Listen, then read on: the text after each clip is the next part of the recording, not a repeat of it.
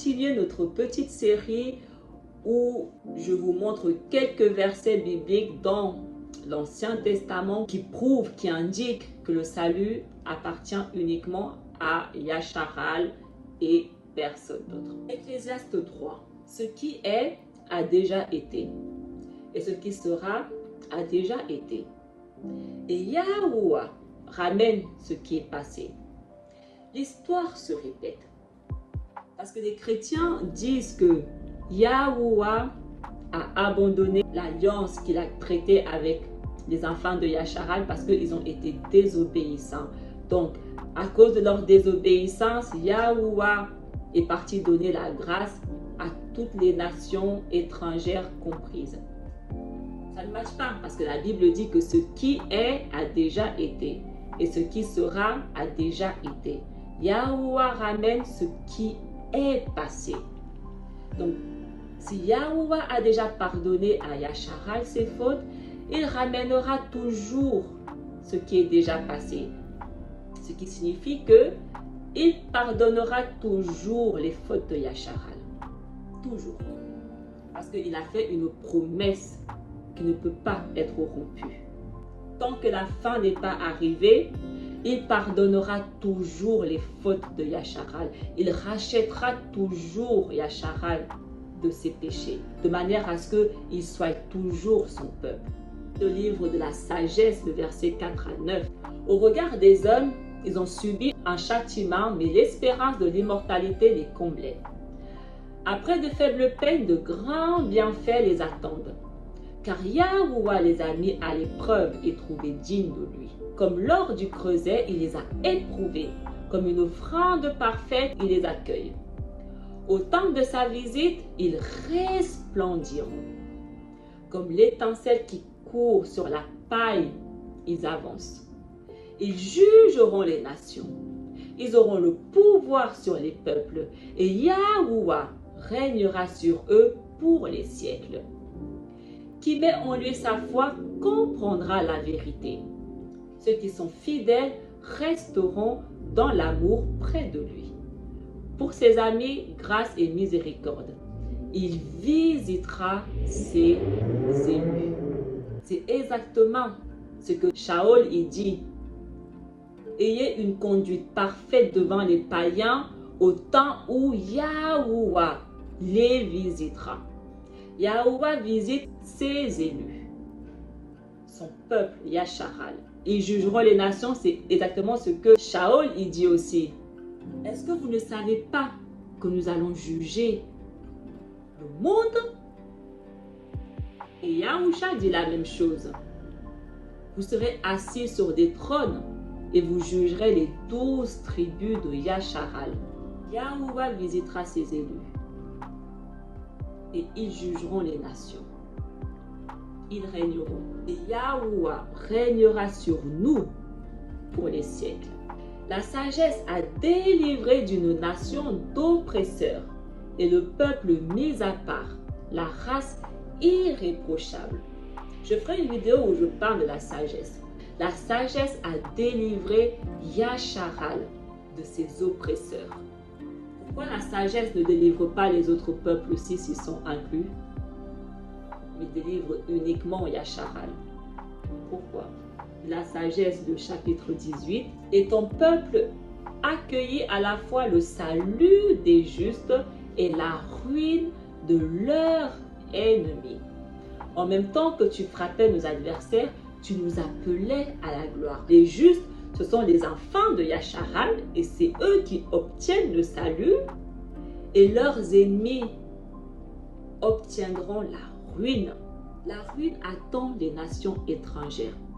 Mais ils viennent vous mentir et vous dire que le salut leur concerne.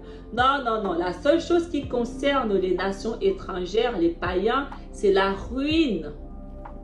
Rien d'autre. Le verset 13, toujours du chapitre 18. Devant ce qu'ils prenaient pour des sortilèges, ils étaient restés tout à fait incrédules. Mais devant l'extermination des premiers-nés, ils confessèrent que ce peuple était fils de Yahuwah. Là, c'est les Égyptiens qui ont confessé quand Yahuwah a exterminé leur premier-né, ils ont confessé que ce peuple, donc Yasharal, était fils de Yahuwah. Les fils de Yahuwah dont la Bible parle, ce sont les Israélites. Il est important que les gens le comprennent. Parce que tout le monde dit, je suis fils de Dieu, je suis fils de Dieu. Les fils de Dieu dont la Bible parle, ce sont les Israélites. Il est temps de commencer à défaire les mensonges dont on vous a enseigné pendant aussi longtemps. Il est temps de commencer à réellement comprendre la parole dans sa vérité. En d'autres termes, si le sang qui coule dans tes veines n'est pas israélite, tu n'es pas fils de Yahuwah. Yasharal est son fils. C'est eux qui sont appelés les fils du Alaïm vivant. Personne d'autre. Les chrétiens, leur Dieu dont ils disent qu'ils sont les fils là, ce n'est pas Yahuwah. Il est temps de commencer vraiment à le comprendre. Vraiment, il est temps. Le chapitre 19, toujours du livre de la sagesse. Tandis que ton peuple ferait l'expérience d'un voyage extraordinaire, ceux-là trouveraient une mort étrange. La création entière dans sa propre nature était remodelée au service de tes décrets, pour que tes enfants soient gardés sains et saufs. Ce qui a été, c'est ce qui sera. Yahuwah ramène, il réécrit l'histoire. Donc si vous voulez comprendre ce qui va se passer, comprenez déjà ce qui s'est déjà passé auparavant. C'est aussi simple que ça. Dès le moment où vous ne cherchez pas à comprendre ce qui s'est déjà passé avant, vous n'allez jamais comprendre ce qui se passe et ce qui va se passer. Jamais. Les nations étrangères ne trouveront aucune grâce, mais la ruine. Mais par contre, le peuple de Yahuwah sera toujours gardé sain et sauf, parce que ce sont ses enfants. Et comme un père, il garde ses enfants, il protège ses enfants, toujours. Il protégera toujours ses enfants. Le livre de Ben Sira le sage, le chapitre 17. Quand Yahuwah a réparti les peuples sur toute la terre, il a mis un chef à la tête de chaque nation. Mais la part de Yahuwah, c'est Yasharal. C'est son premier-né qu'il nourrit et qu'il forme. Il lui donne en partage la lumière de l'amour et ne l'abandonne jamais. Ça, c'est un truc que les gens ont du mal à comprendre. J'ai déjà fait une vidéo où je parle de ça, mais je reparlerai de ça plus tard. Chaque nation a un chef. Le chef en question, c'est ce qu'on appelle un prince, un Satan, un esprit impur. Et Yahuwah a attribué à chaque nation étrangère qui existe sur cette terre un prince. C'est pour ça que les nations étrangères ne le connaissent pas. Parce que leurs chefs, ce sont des esprits impurs qui dominent sur eux, qui les conduisent dans l'erreur et qui s'assurent qu'ils ne se rapprochent pas de la vérité, qu'ils ne connaissent pas Yahuwah. Mais la Bible dit que il n'y a que à Yasharal que Yahuwah n'a pas attribué de prince. Parce que c'est son premier-né, que lui-même nourrit et que lui-même il forme. Yahuwah ne nourrit pas les autres nations et ne les forme pas et ne les garde pas. Ils ont des princes pour ça.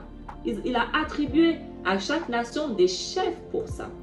Toujours le livre de Ben Sira le sage, le chapitre 36. Rassemble les tribus de Jacob, comme au premier jour. Donne-leur ton héritage. Prends pitié du peuple porteur de ton nom, Yasharal, qui est pour toi un premier-né. On voit que Yasharal porte le nom de Yahuwah. De la même manière que Yahusha qui est venu portait le nom de Yahuwah. Prends compassion de ta ville sacrée, Yahushalam, le lieu de ton repos. Remplis Sion de ta louange et ton sanctuaire de ta gloire. Rends témoignage à tes créatures des premiers jours. Réveille des prophéties faites en ton nom. Donne la récompense à ceux qui t'attendent, que tes prophètes soient reconnus dignes de foi. Écoute la prière de tes serviteurs, selon ta bienveillance à l'égard de ton peuple. Et tous sur la terre le sauront. Tu es Yahuwah, le Alaïm des siècles. Ben Sira le sage, le chapitre 37. Les jours d'une vie humaine sont comptés, mais les jours de Yasharal sont sans nombre. Je répète, tendez l'oreille. Les jours d'une vie humaine sont comptés, mais les jours de Yasharal sont sans nombre. Yasharal vit pour l'éternité parce qu'il est le peuple de Yahuwah. Et Yahuwah est le Alaïm des vivants. Donc comme Yahuwah vit pour l'éternité, c'est comme ça que Yasharal vit pour l'éternité. Comme Yahuwah est son nombre, c'est comme ça que Yasharal est son nombre. Et par contre, toutes les autres nations étrangères, leurs jours sont comptés. Ils ne vivent pas éternellement parce qu'ils sont des morts. Yahuwah n'est pas leur Alaïm, il est le Alaïm des vivants. Et ça, c'est important de le comprendre. Le chapitre 44, toujours de Ben Sira le sage, il n'en est pas ainsi des hommes de miséricorde, leurs œuvres de justice n'ont pas été oubliées. Avec leur postérité se maintiendra le bel héritage que sont leurs descendants. Leur postérité a persévéré dans les lois de l'alliance. Leurs enfants y sont restés fidèles grâce à eux. Leur descendance subsistera toujours. Jamais leur gloire ne sera effacée. Leurs corps ont été ensevelis dans la paix et leur nom reste vivant pour toutes les générations. Les peuples raconteront leur sagesse, l'assemblée proclamera leur louange. Enoch fut agréable à Yahuwah qui l'a retiré de ce monde. C'est un exemple pour que se convertissent toutes les générations. Noah fut trouvé juste, parfait au temps de la colère. Il a été l'instrument de la réconciliation.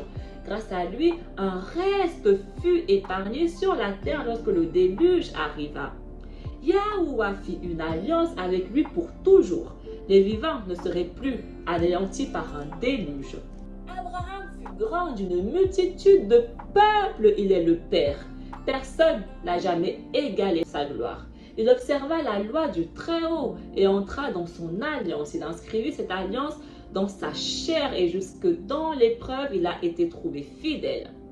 Aussi, Yahuwah lui a-t-il assuré par serment que les nations seraient bénies en sa descendance, qu'il le multiplierait autant que la poussière sur la terre, qu'il exalterait ses descendants comme les étoiles. Il leur donnerait un héritage allant de la mer à la mer et du fleuve jusqu'à l'extrémité de la terre. À Isaac, il donna la même assurance à cause de son père Abraham, la bénédiction pour tous les hommes et l'alliance.